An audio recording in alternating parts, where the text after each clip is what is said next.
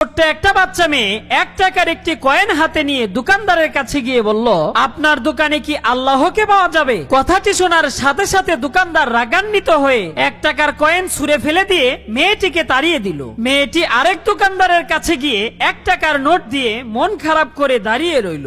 দোকানদার তখন ছোট্ট মেয়েটিকে বলল, এই 1 টাকা দিয়ে কি চাও তুমি? মেয়েটি তখন বলল, আমি আল্লাহকে চাই, আপনার দোকানে কি আছে? তখন দ্বিতীয় দোকানদারও তাকে তাড়িয়ে দিল। কিন্তু অবুঝ মেয়েটি হাল ছাড়লো না, একের পর এক দোকানে যেতে লাগলো। ঘুরতে ঘুরতে যখন 40টা দোকান পূর্ণ হলো, তখন একজন বৃদ্ধ দোকানদার মেয়েটিকে ডেকে বলল, তুমি আল্লাহকে কিনতে চাও কেন? কি করবে তুমি আল্লাহকে দিয়ে? সর্বপ্রথম কোন দোকানদারের মুখে এমন কথা শুনে ছোট্ট মেয়েটি আনন্দের হাসি হাসতে লাগলো। মেয়েটি ভাবলো, নিশ্চয় এই দোকানে আল্লাহকে পাওয়া যাবে। আবেগ ভরা কণ্ঠে মেয়েটি বলল, এই দুনিয়াতে আমার মা ছাড়া কেউ নাই। আমার মা সারাদিন কাজ করে আমার জন্য খাবারের ব্যবস্থা করে, কিন্তু আমার মা প্রচন্ড অসুস্থতার কারণে হাসপাতালে। আমার মা যদি মরে যায় তাহলে আমি খাবো কি? ডাক্তার বলেছে একমাত্র আল্লাহই পারে আমার মাকে বাঁচাতে। আপনার দোকানে কি আল্লাহকে পাওয়া যাবে? লোকটি বলল, হ্যাঁ পাওয়া যাবে। কত টাকা আছে তোমার কাছে? মেয়েটি বলল, 1 টাকা আছে।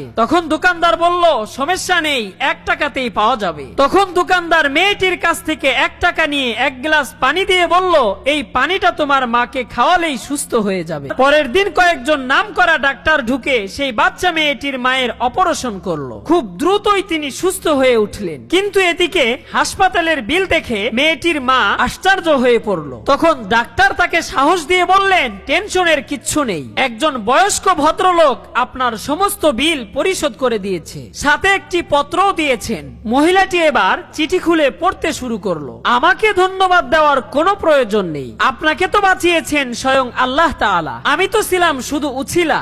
ধন্যবাদ দিলে দিন আপনার ছোট্ট মেয়েটিকে। তিনি 1 টাকা হাতে নিয়ে অবুঝের মতো আল্লাহকে খুঁজতে বেরিয়েছিল। তার বুক ভরা বিশ্বাস ছিল একমাত্র আল্লাহই পারে আপনাকে বাঁচাতে। একেই বলে বিশ্বাস, আর একেই বলে ঈমান। আল্লাহকে খুঁজে পেতে কোটি টাকার প্রয়োজন হয় না, বিশ্বাস নিয়ে মন থেকে খুঁজলে আল্লাহকে পাওয়া যায়।